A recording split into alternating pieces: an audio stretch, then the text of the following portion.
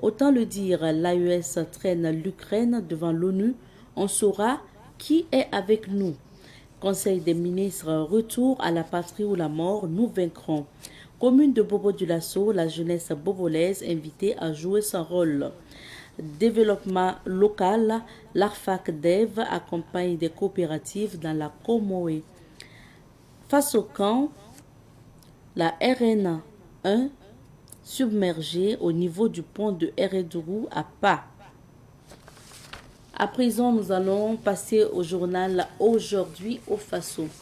Aujourd'hui au Faso qui affiche à sa une Conseil des ministres, la patrie ou la mort nous vaincrons redevient la devise nationale.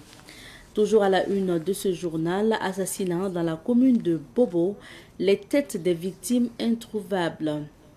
Gouvernement Tomega Dogbe 2 au Togo, la liste des ministres.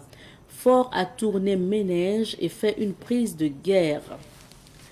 News du jour, saisine AES sur l'Ukraine, le Burkina, Mali, Niger privilégie la voie diplomatique. Médias, pouvoir au Sénégal, rien ne va vraiment. Prorogation d'un mois de l'opération spéciale de délivrance PUH et AAP, également à lire au niveau de Aujourd'hui au Faso. Inondation, la RN1 fermée au pont de Eredourou. À présent, le pays.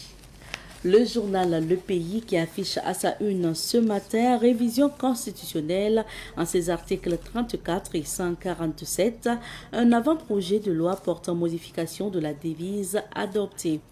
Réforme du laboratoire national du bâtiment et des travaux publics, analyser les griefs des clients et prestataires en vue de proposer des solutions durables. Alimentation et bien-être, les vertus du gombo.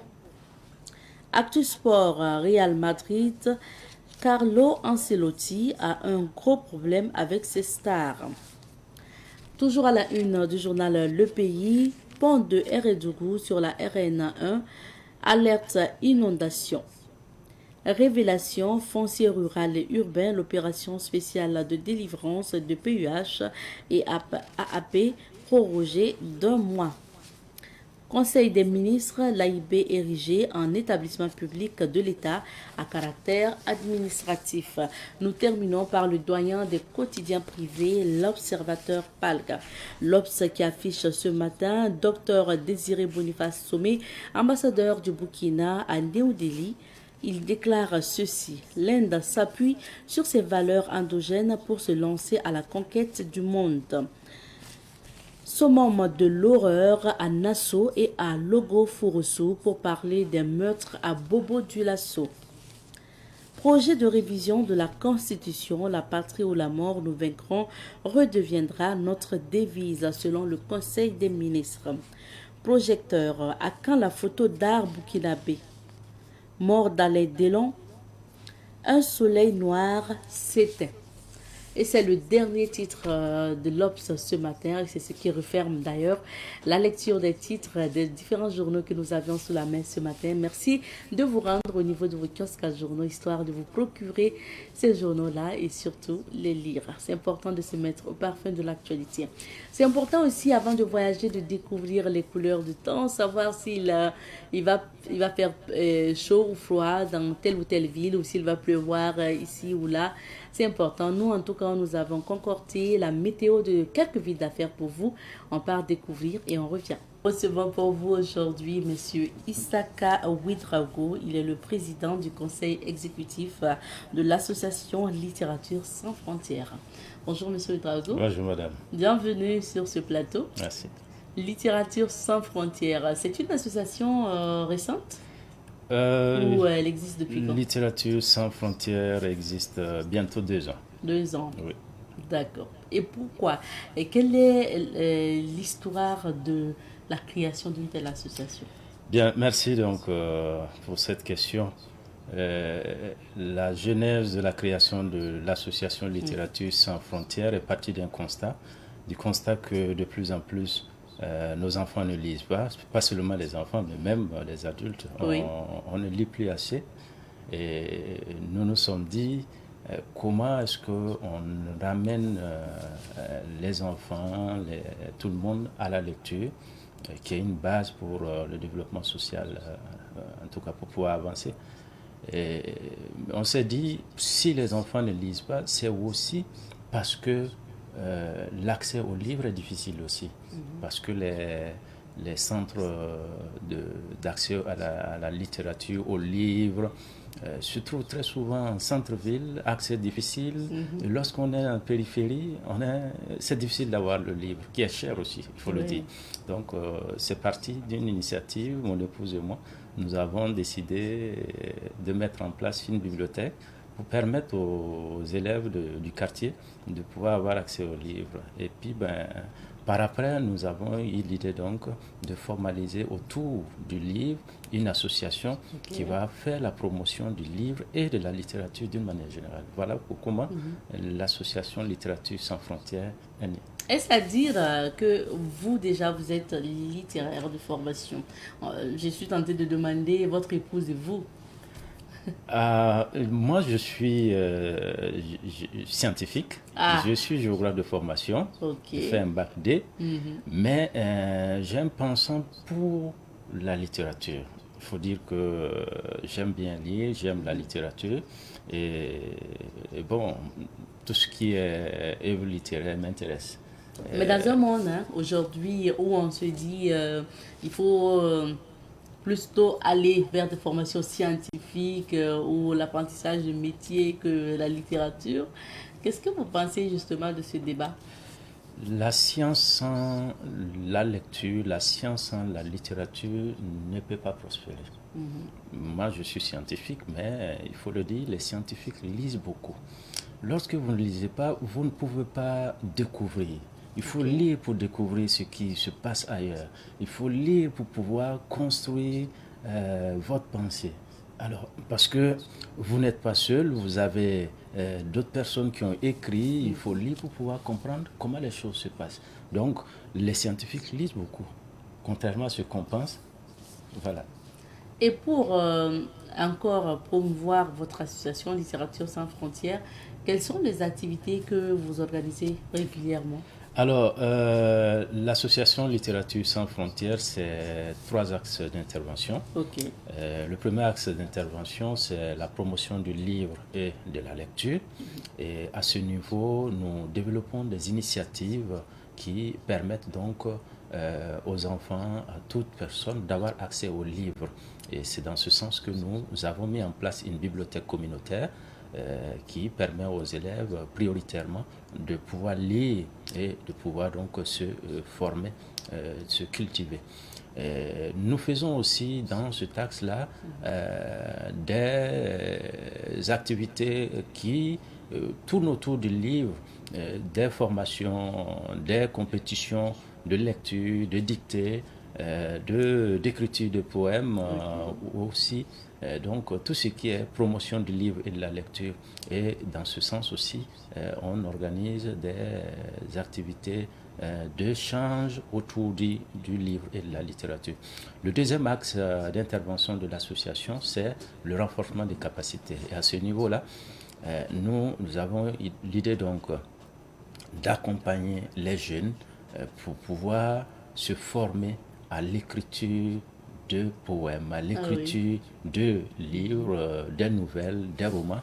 Parce que si on ne forme pas la jeunesse dès à présent, ceux qui écrivent ont été bien formés et ils écrivent pour qu'on lise. Donc si nous ne continuons pas avec la formation des jeunes, plus tard, pour avoir des gens qui écrivent bien, qui produisent des œuvres littéraires, c'est pas évident. Donc, nous allons former les jeunes qui sont intéressés sur ces aspects-là.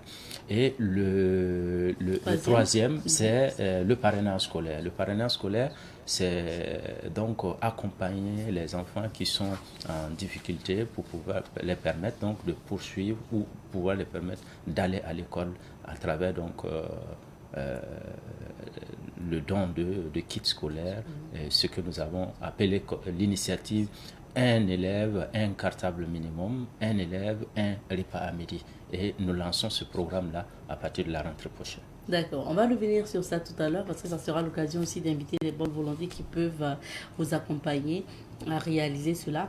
Mais Monsieur Ouedraogo, qui parle de littérature ou parle forcément de bibliothèque, surtout que vous avez maintenant un espace où vous accueillez les élèves, les enfants ou la jeunesse. À la base, comment vous avez réussi à quand même créer une bibliothèque, à disponibiliser des livres? Alors, la bibliothèque, nous l'avons créée avec 20 livres. Ok. De vous-même? De moi-même. Ok. Et parce que j'avais déjà des romans, des documents que j'avais utilisés de par le passé quand j'étais élève, quand j'étais étudiant, et des documents aussi que je lis. Et nous sommes partis de 20 livres. Et nous avons disponibilisé ça dans un espace. Et au fur et à mesure, chaque mois, on essaie donc, avec nos propres moyens, d'acheter quelques documents pour mettre donc au niveau de la bibliothèque. Alors l'idée est partie comme ça et petit à petit d'autres bonnes volontés ont apprécié l'initiative et nous ont accompagnés avec quelques documents. Et aujourd'hui, de 20 livres, nous sommes à près de 800 documents disponibles au niveau de la bibliothèque.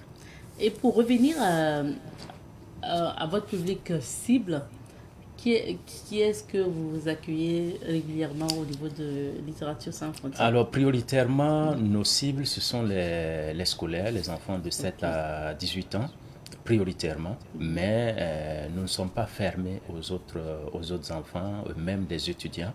Donc, et tout public qui veut venir à la bibliothèque, il y a des documents spécialisés aussi pour des travailleurs, des personnes adultes. Donc, mais notre cible prioritaire, ce sont les enfants. Et actuellement, ceux qui fréquentent beaucoup plus la bibliothèque, ce sont les enfants du primaire. Ah oui, oui. Ce sont les enfants du primaire, de CM1, de CM2, parce qu'il y a de la littérature, des documents pour enfants. Et nous sommes dans un environnement où il y a beaucoup d'écoles aussi. Et ça intéresse beaucoup les enfants de venir. Et ça nous encourage parce que on estime que la relève va... Quand c'est déjà à la base que les enfants apprennent à lire, s'intéressent à la lecture, plus tard, quand ils vont devenir adultes, bien évidemment, ça va de soi, ça va se poursuivre. Naturellement. Alors, Monsieur Ouedraogo, pour revenir à la composition de votre bibliothèque, vous avez dit qu'il y a des livres pour enfants, mais également des livres spécialisés.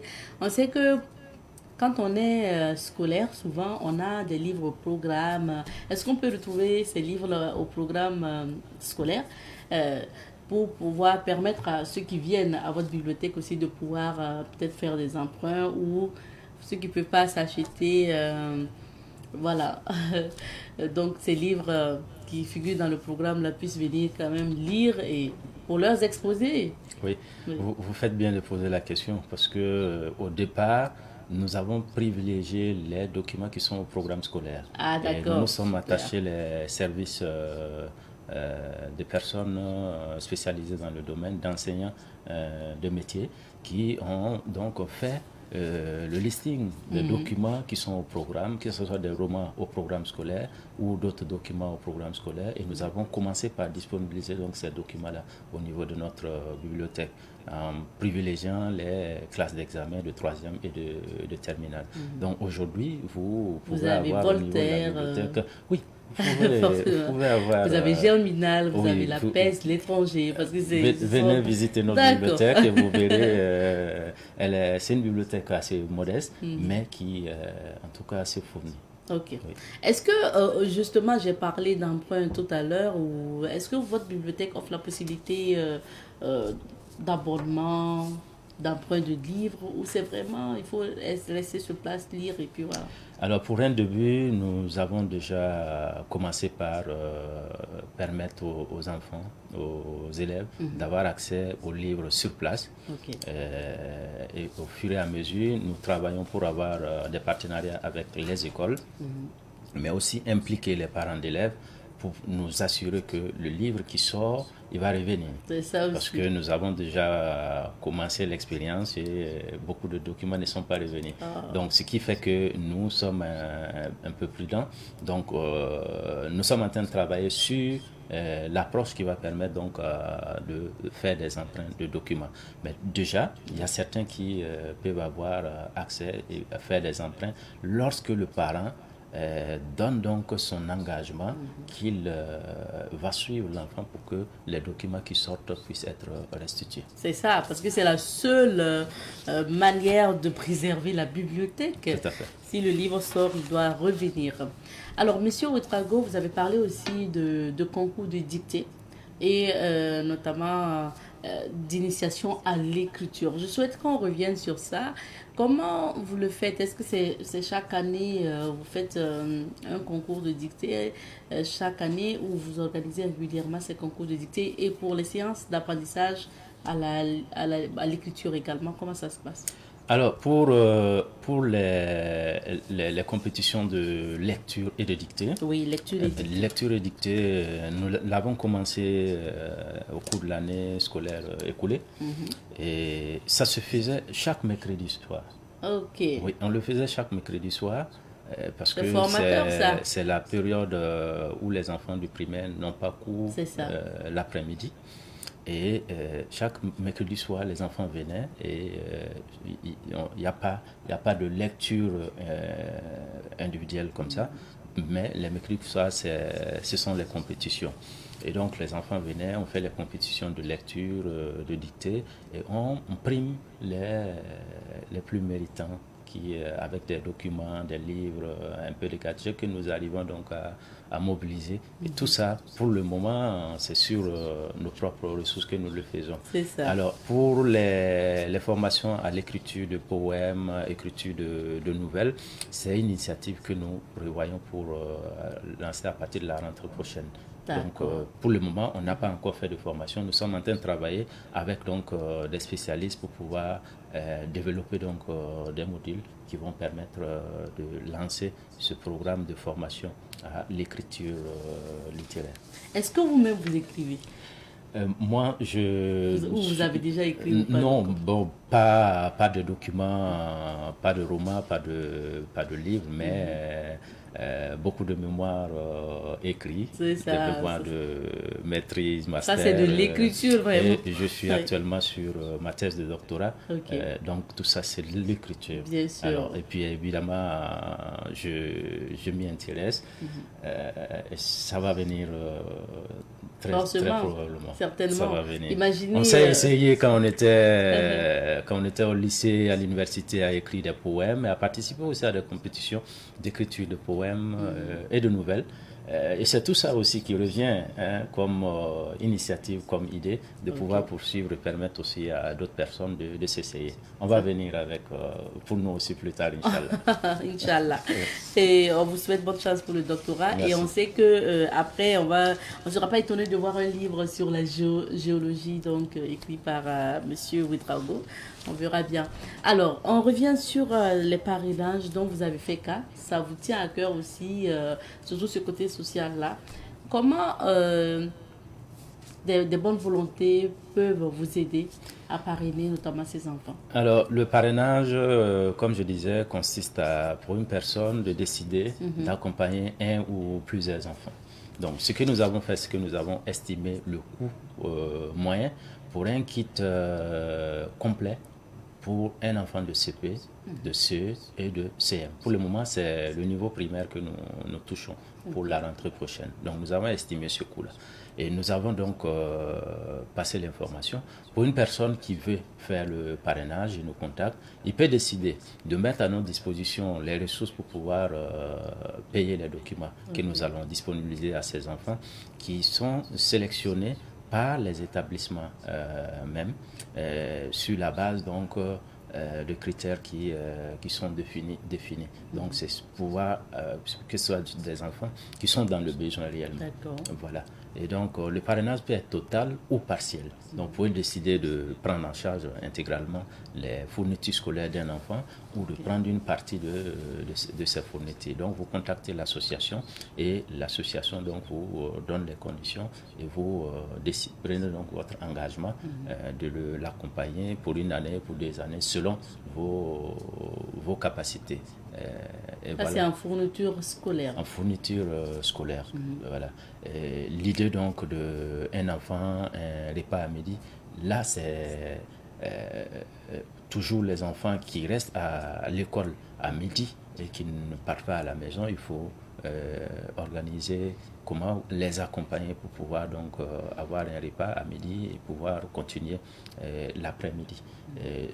Pour ça, c'est libre à chaque personne qui voudrait accompagner de décider de donner soit des ressources financières ou d'accompagner avec des ressources en nature que nous allons disponibiliser au niveau des écoles concernées. D'accord. Est-ce qu'on peut avoir une idée quand même du coût d'un kit peut-être? Alors, un kit complet pour un élève de CP, CP1, CPD que nous avons estimé autour de 7 000 francs. Okay.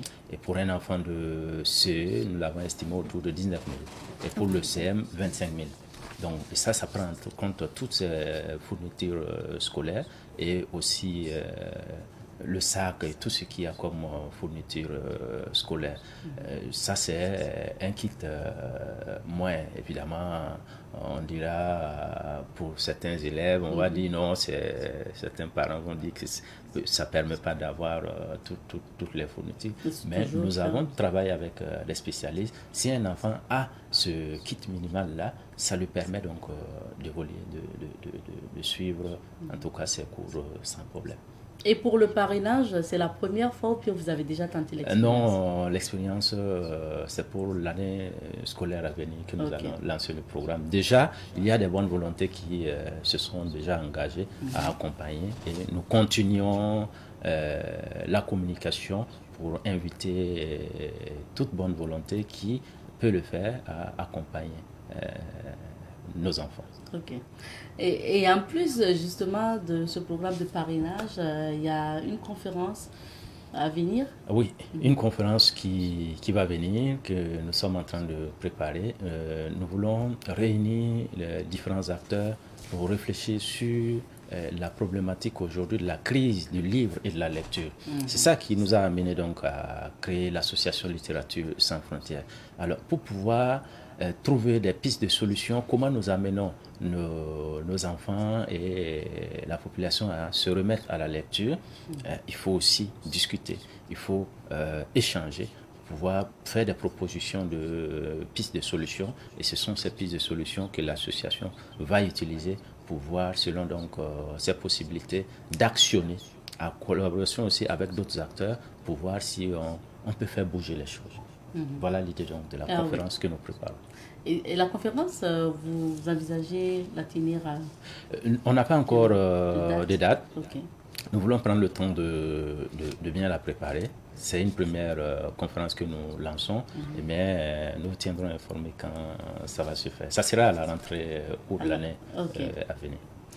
On aura encore d'autres occasions pour reparler de cette conférence. Merci bien, Monsieur Drago. On tend vers la fin de notre entretien. Pour revenir au livre aussi, il y a certainement aussi certaines personnes qui peuvent avoir des livres. Est-ce qu'on a la possibilité de faire don de livres à l'association? Bien évidemment, je vous disais en tant qu'il y a des personnes de bonne volonté qui nous ont accompagnés pour pouvoir avoir des documents au niveau de la bibliothèque. Bien évidemment, si il y a des bonnes volontés qui ont des documents, ça peut être un seul livre, 2 livres, c'est 1 plus 1 qui permet donc de devenir beaucoup. Donc, si vous avez des documents à la maison que vous n'utilisez pas ou que vous voulez mettre à disposition de l'association, contactez-nous pour que nous puissions les disponibiliser au profit des enfants pour les permettre donc d'apprendre. Est-ce que vous avez accordé aussi une bonne place à la littérature burkinabé? Oui. Si vous venez à la bibliothèque, je vous ai dit que la priorité c'était d'abord les œuvres au programme. Oui. Au programme. Et donc, si vous reprenez les œuvres au programme, il y a beaucoup de romans de littérature burkinabé. Et actuellement, nous sommes en train donc pas plus tard que hier, nous avons fait une commande de documents sur les contes. Voilà, une série de contes que nous voulons mettre à la disposition. Ce que je n'ai pas dit, c'est que toutes ces actions littéraires, le conte, va faire partie de ce que nous avons comme action littéraire à promouvoir aussi au niveau des écoles. Voilà, ça fait partie de nos missions, des actions que nous allons faire au niveau de l'association. Alors, le siège de Littérature sans frontières est situé où?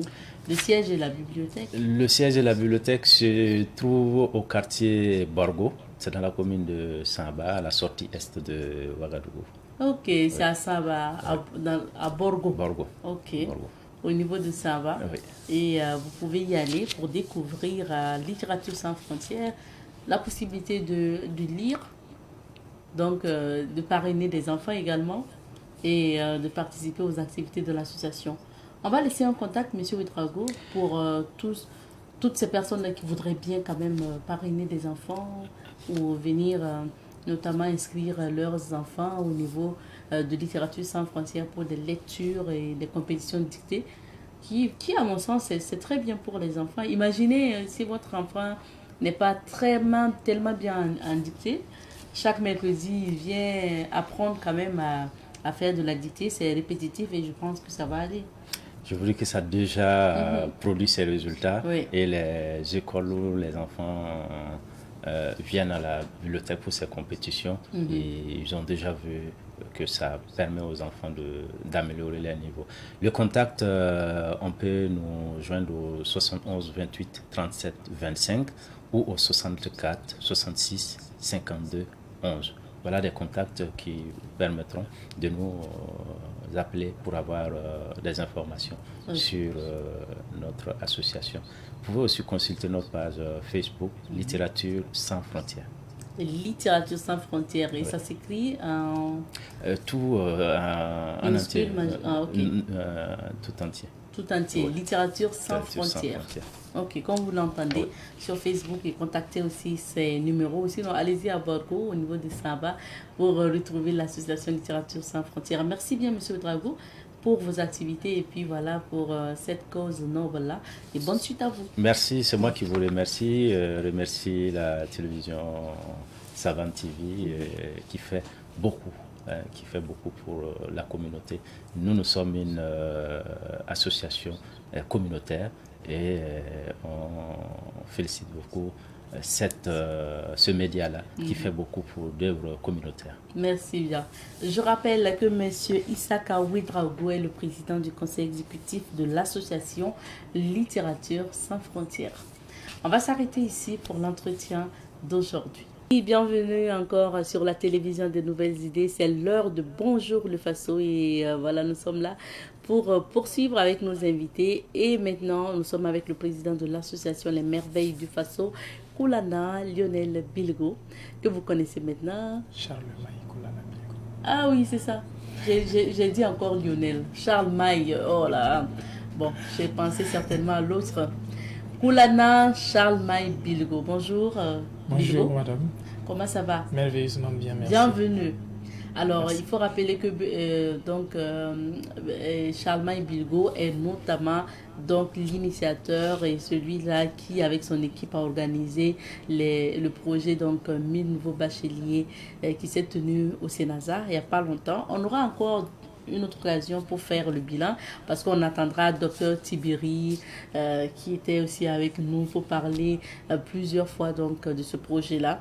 On fera le bilan ensemble quand le docteur sera là. Mais aujourd'hui, on parle d'employabilité, notamment des jeunes en milieu universitaire. Il faut dire que Bilgo porte aussi une casquette de formateur, de jeune entrepreneur. Oui. Donc, est-ce que c'est parce que justement ton exemple a réussi que tu te dis, il faut transmettre cet exemple-là à mes frères et sœurs? Naturellement, quand on essaie quelque chose, que ça a marché, oui. Il est important que nous puissions également partager à certains frères et sœurs qui en ont besoin, pour la plupart qui n'ont peut-être pas l'information, afin qu'ils puissent également arriver à s'en inspirer pour faire des réalisations.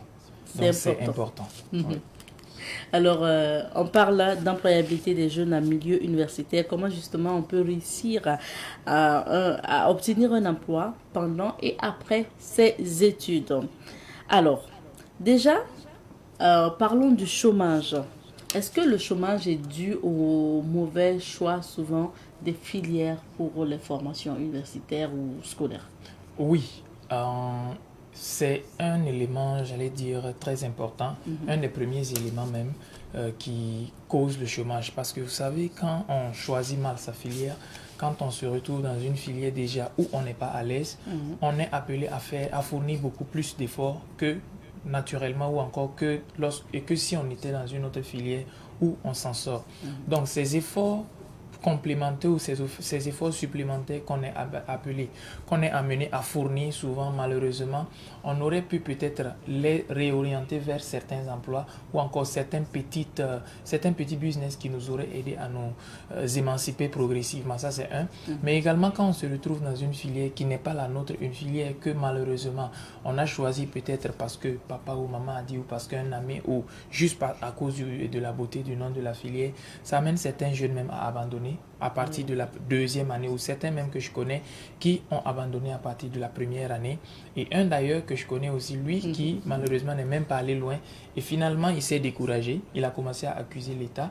Il a commencé à accuser les amis. Il redouble, il reprend, il redouble. Et finalement, il a honte de repartir en famille parce qu'il a quitté la famille espérant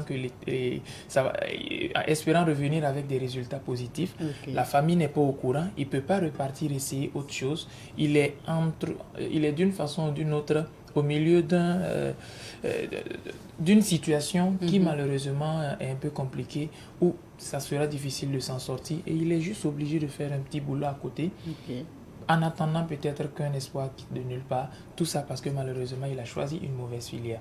Donc ça amène beaucoup de personnes, beaucoup d'étudiants à se décourager et voilà, de ne pas savoir exactement où s'orienter davantage. Et moi, voilà pourquoi, heureusement, il y a le projet Mi Nouveau Bachelier donc, qui s'intéresse aussi à cette question-là. Et je pense que pour la plupart aussi, souvent, on finit le bac sans savoir tellement ce qu'on veut faire à l'université. Oui. Alors, est-ce que les vacances, même juste du bac, n'est pas insuffisant pour choisir sa filière? Bon, je ne dirais pas insuffisant pour quelqu'un qui était peut-être dans un milieu où il n'a pas beaucoup d'informations. Voilà, on dit souvent de deux mots, choisir le moindre mal. Okay. Pour quelqu'un qui a eu la chance d'avoir les informations, ce qu'on conseille, c'est d'avoir peut-être les informations depuis même la seconde. C'est ça, ou en fait. Carrément depuis le bas âge. Ou sinon, carrément, au moins en quatrième. Exactement. Quoi. Là, si vous avez le PPC, vous savez même déjà vers quelle filière vous orienter pour aboutir à quelle filière universitaire.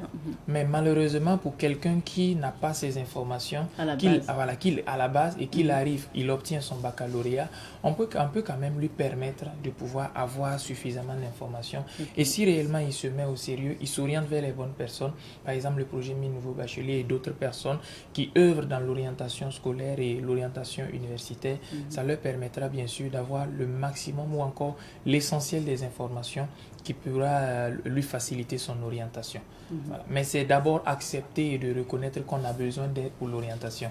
Sinon, si après le baccalauréat, c'est l'amusement et la plaie, bon, ça sera un peu compliqué. C'est ça. Il faut faire aussi la teuf. C'est comme ça qu'ils la disent, hein, mais il faut apprendre.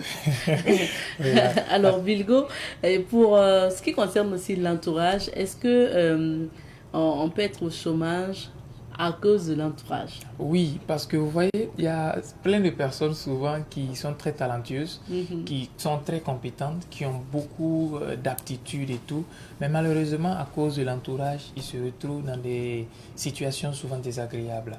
On dit que nous sommes la moyenne des 5 personnes que nous côtoyons le plus. Et moi, j'aime dire que si tu suis n'importe qui, vous allez faire n'importe quoi, on va vous amener n'importe où pour que n'importe qui vous traite n'importe comment. Alors, juste pour dire que quand réellement tu as suffisamment de compétences, il faut également aller vers des personnes qui puissent te permettre de pouvoir réaliser ces objectifs-là, faire des réalisations. Si moi je me mets par exemple à suivre des journalistes, je suis 4 journalistes, forcément ils vont déteindre sur moi. Mais si je me mets également à suivre, je ne sais pas, 4 fumeurs ou je ne sais pas concrètement, le 5e fumeur certainement, ça sera moi. Pourquoi? Parce que j'ai l'habitude d'être exposé à ça.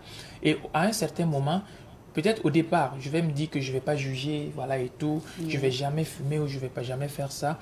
Mais si progressivement, ce sont mes amis quand même, qui me donneront peut-être souvent des conseils, de bons conseils. Mais à un certain moment, je vais me dire, bon, ce sont des amis après tout. Si malgré qu'ils fument, ils vous donnent des bons conseils, eh bien, je vais quand même, voilà, ça veut pas dire que quand on fume, on est une mauvaise personne. Je viens de lever une barrière psychologique à l'abus de la cigarette. Progressivement, il va peut-être je vais me dire, je vais pas mettre mon argent pour donner à un ami pour qu'il achète la cigarette, ainsi de suite. Mais à un certain moment, je vais peut-être voilà, me dire, bon, après tout, je peux peut-être le dépanner. Oui. J'aurais levé une deuxième barrière psychologique et progressivement, de barrières psychologiques qu'on lève au fur et à mesure, on va se retrouver un jour. Mais peut-être que je vais essayer même pour voir. J'essaie de prendre la cigarette et c'est dans ça en réalité que je me laisse influencer. Voilà, donc c'est souvent ça. L'entourage impacte obligatoirement. Tu suis 4 personnes qui ont une bonne influence, obligatoirement tu vas avoir également donc, en tant que jeune étudiant ou élève, il faut savoir choisir même son entourage. Il faut aller vers des amis entrepreneurs ou qui ont quand même ce tact-là. Exactement. Pas uniquement même les étudiants ou les élèves, tout le monde. Okay. Voilà, tout le monde doit même choisir obligatoirement son entourage. Si en tout cas, et surtout l'entourage, moi je dis aussi souvent, il faut ressembler à ton avenir. Et j'ajoute ça à ça, l'entourage doit ressembler à mon avenir. Si réellement je veux être un entrepreneur, dans mon entourage, il doit y avoir des entrepreneurs. Sinon, s'il y a quelqu'un qui est par exemple contre l'entrepreneuriat dans mon entourage, à chaque fois que je vais vouloir prendre un risque, il va passer le temps à me rappeler que je suis en train de perdre le temps. Ouais. Et finalement, je vais me laisser influencer. C'est surtout ça. Donc, il faut savoir choisir. Mais l'autre raison aussi liée au chômage des jeunes, ça peut être le manque de compétences liées à des formations professionnelles, oui. Voilà, ou l'expérience en général. Parce qu'il y a des gens qui sont carrés dans les études, sont dans les études. Il n'y a pas de formation à côté pour encore avoir d'autres compétences. Oui. Moi, je les appelle souvent les étudiants triangulaires. Triangulaires, en prenant les 3 angles, on se retrouve soit s'il n'est pas à l'école, il est à la mosquée ou encore à l'église. Okay. S'il n'est pas à la mosquée ou à l'église, il est à la maison. Ça fait 3 angles. Et ce sont souvent malheureusement des étudiants qui ne fréquentent pas les bibliothèques, qui ne participent pas aux conférences, qui n'intègrent pas les associations ou les clubs. Et c'est un peu compliqué. Pour avoir de la compétence, pour avoir de l'expérience, il faut obligatoirement se former et côtoyer des endroits où on peut arriver à avoir des informations nécessaires et suffisantes pour nous booster et pour nous préparer davantage à la vie professionnelle. Il y en a qui vont souvent dire que c'est la chance. Voilà, on parle souvent de chance et tout. Moi, je vais vous prendre une image très simple. Je vous dépose 2 verres ici, un verre propre et un verre sale. Et que je prends de l'eau minérale, je déverse dans les 2 verres. Naturellement, vous allez, et si je vous demande de consommer, vous allez peut-être consommer le verre et l'eau qui est contenue dans le verre propre. Pourquoi? Alors, parce que le verre lui-même était déjà propre avant que l'eau minérale ne soit mise à l'intérieur. Ici, je prends les verres comme nous, les êtres humains, et je prends l'eau comme les opportunités qui se dressent sur notre chemin. L'eau minérale en question, qui est mise dans le verre sale, malheureusement ne peut pas être exploitée parce que le verre en question n'était même pas encore préparé. De la même façon, il y a des jeunes étudiants souvent qui ne sont pas préparés. Des opportunités peuvent venir et si tu n'es pas suffisamment formé, tu ne fréquentes pas les bons endroits, tu ne fréquentes pas les bonnes personnes, eh bien tu seras comme un verre sale qui a pourtant de l'eau minérale bien traitée, pure et légère et je ne sais pas concrètement, mais malheureusement dont tu ne peux pas profiter. La chance ne sourit qu'aux esprits bien préparés. Donc c'est important également de pouvoir fréquenter les bons endroits, se former, intégrer les associations, les clubs d'art oratoire. Tout ça, en fait, c'est une palette d'informations. En ce moment, quand l'opportunité viendra, tu arriveras à t'en sortir.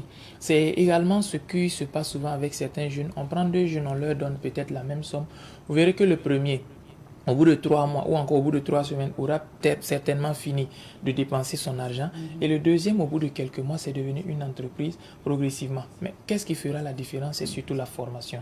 Donc, quand on veut réellement avoir de l'expérience, on est obligé de se former et de fréquenter des endroits de formation. Il ne faut pas se cloîtrer dans notre triangle, comme Exactement. tu l'as dit. Et puis, et je sais que certainement, tu as vécu l'expérience quand tu étais étudiant. Et peut-être toujours, parce qu'il y a certains qui indexent toujours, c'est encore les bilgots là. Oui, bien sûr. C'est encore les bilgots qui sont toujours en train de parler, qui parlent de leadership, qui se retrouvent être président de telle association et responsable de telle structure. Parce qu'il y a toujours des gens aussi dans les classes ou dans les écoles, même pour un exposé, qui ne veulent jamais même prendre la parole. Exactement. Malheureusement, on a ces cas-là. Ils sont obligés, donc ils vont peut-être lire la conclusion ou l'introduction. Ils ne veulent, non, pas jamais l'introduction parce qu'ils ne veulent pas commencer. Exactement. Mais vraiment, on rencontre ces cas-là aussi. Oui, on m'appelait monsieur, je connais tout. Ah ben voilà, je faisais le malin. Oui, il fait le malin. Oui, il fait le malin, il aime se faire voir et tout. Moi, j'ai fait une publication récemment sur ma page. Je dis, depuis l'école primaire, depuis que je suis tout petit, on a toujours dit que je parle beaucoup. Donc j'ai essayé entre-temps même, j'ai failli croire que c'était quelque chose de négatif. Jusqu'à ce que je me rende compte que non, c'est positif. Donc j'ai décidé d'en faire un métier. Voilà. Maintenant, il y a ceux également, par exemple, même lors des exposés, les gens pensent souvent que s'orienter dans la vie professionnelle, c'est prendre des gros exemples, on dit cette personne a ici. Non, même lors des exposés, c'est souvent très simple. Quand on se met réellement au sérieux, moi je me souviens qu'à certains exposés à l'université, je m'habillais même en fonction souvent du thème de l'exposé. Voilà. Et quand je viens, moi je ne lis jamais l'introduction ou la conclusion. Parce que j'estime qu'on ne lit pas une introduction, on introduit une présentation. Ce qui fait que nous, on ne lisait même pas pour nos exposés. Il y a d'ailleurs un de nos enseignants qui nous a initié à ça, Dr Badiel et puis Dr Tibilé également. Ça fait que quand on vient avec un exposé, on a juste des petites notes, mais personne ne lit. Mais malgré ça, il y en a qui se retrouvaient, qui trouvaient toujours qu'il y a un problème à ça. C'est peut-être nous mettre un peu de pression et tout. Je dis non, c'est pas comme ça. Mais quand on finit en réalité à s'habituer à ce genre de présentation et tout, pour l'art oratoire ou pour l'expression orale, ça nous prépare progressivement. Donc, c'est très important aussi, ces différents éléments. Toujours sur les raisons donc, du chômage de certains jeunes, on peut aussi signifier l'absence d'initiative sociale. Oui. L'absence d'initiative sociale, c'est ce que je disais tout à l'heure, intégrer des associations. Et l'avantage des associations que plein de jeunes ne savent pas, déjà quand on intègre une association, c'est du bénévolat. On ne va pas dans une association pour chercher l'argent. On va dans une association pour chercher ce qui va nous permettre d'avoir de l'argent plus tard. Maintenant, ce que les jeunes oublient souvent, c'est que les associations sont souvent la construction de certains gouvernements, la construction de certains partenaires d'affaires, la construction de certains partenaires dans des entreprises, la construction de certaines relations professionnelles que malheureusement vous ne savez pas. Moi, en tant que responsable d'une association, j'ai par exemple mon coordonnateur général qui est là, qui arrive à bien coordonner les activités. Mais si plus tard, par exemple, je suis nommé dans un poste particulier ou encore j'ai mon entreprise, d'ailleurs actuellement ça le fait, mais si et plus tard je suis dans mon entreprise, je suis chef d'entreprise, que j'ai besoin peut-être d'un directeur des opérations, je vais repartir dans mon association pour voir quelqu'un que j'ai déjà vu à l'œuvre. Souvent, on parle d'expérience et tout, mais c'est pas forcément... Bon, l'expérience, ça se construit aussi dans les associations, dans les activités, les initiatives sociales. Je repartirai dans l'association, je sais que, à l'association Les Merveilles du Faso, il y avait telle personne qui était coordonnateur général de ça. Et quand il y avait une activité, il faisait ça.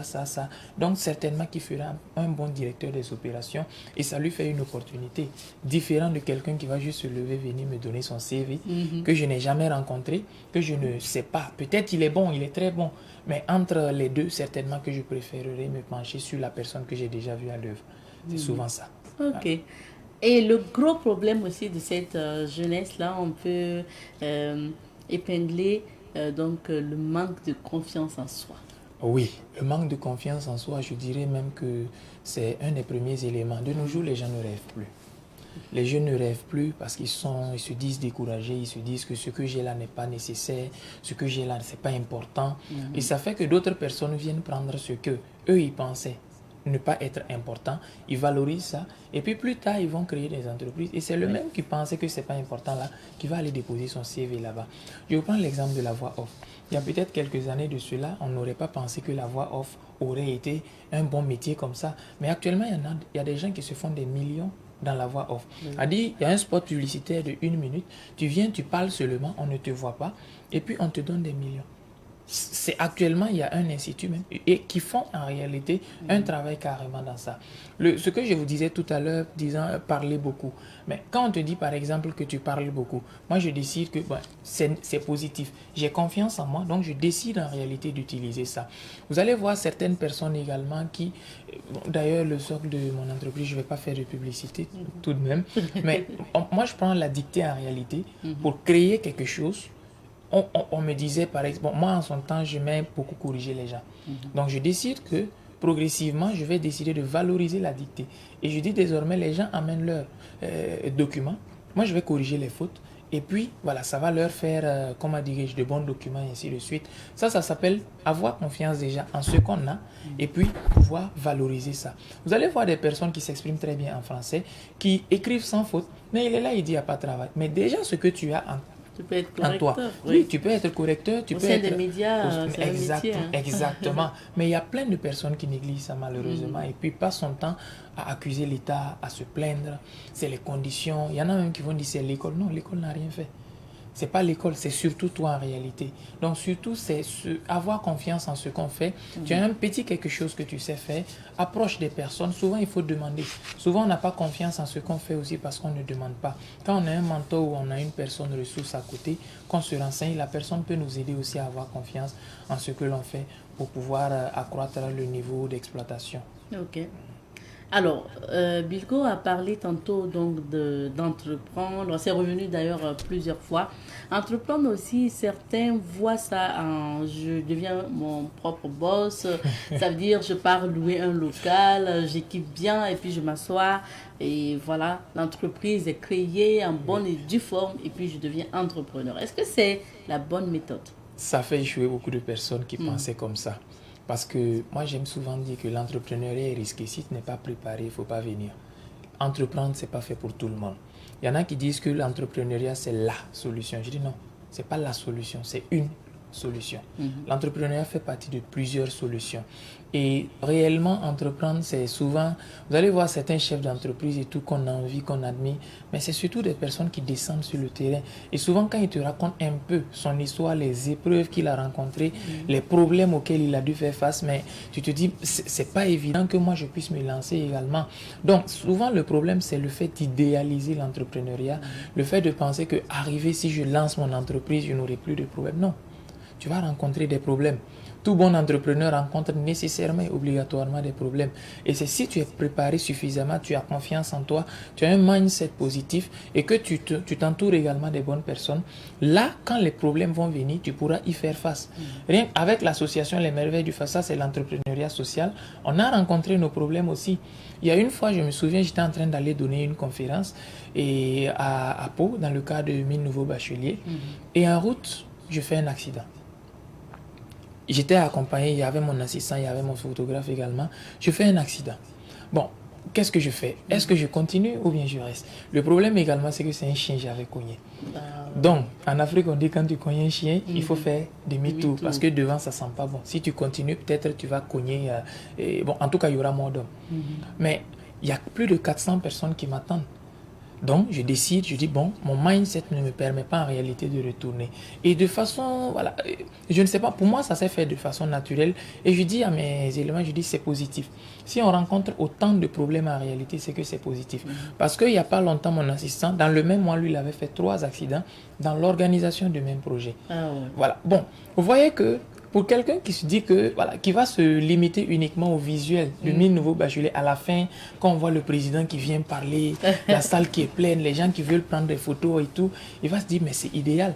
Mais ce côté où on faisait les accidents, ce côté où on ne dormait pas, ce côté où je me suis même une fois évanoui, j'ai fait une hypotension artérielle et tout, mais ces côtés-là, malheureusement, ne sont pas souvent mis sur la table, sur la place publique, ce qui fait qu'il y a plein de jeunes qui pensent qu'aller entreprendre, c'est automatiquement être sur le podium. Non, avant d'arriver sur le podium, il y a également une préparation, parce que le héros n'est héros que par la capacité, et pas que par sa capacité à surmonter des épreuves. Donc, en même temps, c'est lancer peut-être un message à tous les jeunes. Quand tu te lances réellement dans l'entrepreneuriat, certes, il se pourrait que, certes, il y a peut-être un avenir prometteur qui te viendra plus tard, mais avant réellement d'avoir les résultats positifs, il faut que tu te rendes compte qu'il y a tout un chemin, il y a tout un processus à parcourir. Et si tu es prêt, ben viens, on va travailler ensemble. Ouais. Alors, Vilgo, ça veut dire que déjà, c'est pas nécessaire même de chercher le bling-bling d'abord. Non, le bling-bling vient après. Si vous pouvez rester à la maison, entreprendre, pas besoin d'aller louer un local où on va payer encore et tout. Il y a des travaux qui vont nécessiter, il y a des domaines qui vont nécessiter que tu prennes un local, mais il y a d'autres domaines où c'est pas nécessaire. Tu prends un correcteur, il peut faire ça depuis sa chambre. Bien sûr. Un correcteur, l'ordinateur, la connexion, c'est tout. Il n'a pas forcément besoin d'aller louer un local. Quand c'est au début, je pense que j'ai fait 3 ans avant d'avoir un local.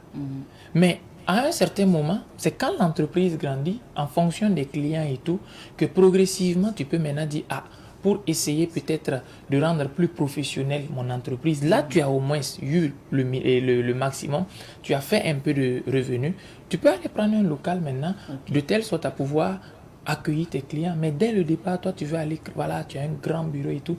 Si tu as les moyens de te l'offrir, c'est une chose. Mais si tu es quand même à tes débuts et que c'est pas nécessaire, c'est pas forcément la meilleure décision à prendre, c'est mieux de patienter. Surtout le bling-bling. Faut pas vendre du rêve pour vendre du rêve. Faut dire la vérité aux gens. Faut réellement te montrer tel que tu es. Voilà. Merci bien. Employabilité des jeunes en milieu universitaire. On va essayer quand même de récapituler. Pour un étudiant qui souhaiterait que ce soit étant étudiant ou sinon après vraiment pouvoir bannir le chômage et être prêt et avoir les atouts nécessaires pour être employé dans une entreprise, qu'est-ce qu'il devrait faire? Alors, un étudiant entrepreneur, pour revenir à ce qu'on a dit, on a déjà parlé de l'entourage. Oui. Voilà, il faut avoir un bon entourage, c'est important. Et également, il faut se former, aller vers des personnes qui connaissent, avoir souvent un mentor à côté qui nous permette de nous recadrer et éviter certaines erreurs que lui, il a peut-être commis dans le passé. Ça, c'est tout le cursus, s'il le faut. Oui, bien sûr. Voilà. Moi, mon mentor, ça fait 6 ans qu'il est là. Wow. Voilà, ça fait 6 ans qu'il est là, c'est Dr Tibiri. Okay, et super. j'ai 2 autres mentors également. Et voilà. Bon, en fonction, bien sûr, des domaines. Et souvent, un mentor, il n'est pas aussi obligé, pour préciser juste là-bas, il n'est pas obligé d'être une personne physique et présente. On peut avoir un mentor virtuel qui n'est pas là, mais en qui on s'identifie et à qui on aimerait ressembler. En ce moment, à chaque fois qu'il fait ses publications, bien sûr, tu décides de prendre ça en compte, ça te permet progressivement de te lancer.